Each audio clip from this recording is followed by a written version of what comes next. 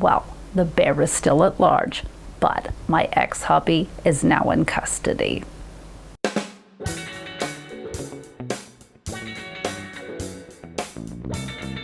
Hiya, Huns. It's your favorite cousin again, and I have news about my harrowing bear encounter.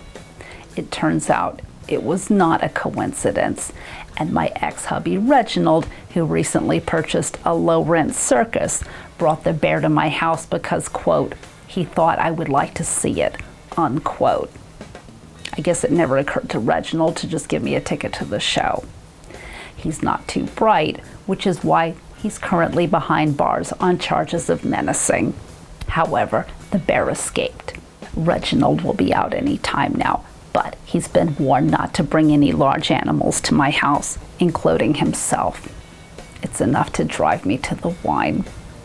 This guy who has a crush on me gave me this bottle because he thought it was named after me, even though it's missing a letter. He's not too smart, but I'm drinking it anyway. Also, it's a white wine, but I'm open to new experiences. To make this delicious cocktail, all you do is combine 1 ounce of gin, 1 ounce of dry white wine, 1/2 ounce Aperol, and 1/2 ounce fresh lime juice in a fabulous wine glass and stir. It's really good. So anyway, that's it. Hopefully they'll catch the bear soon and I'll be able to go home. At this point, I only have one ex-hubby who's not dead or in jail, so hopefully I'll be safe.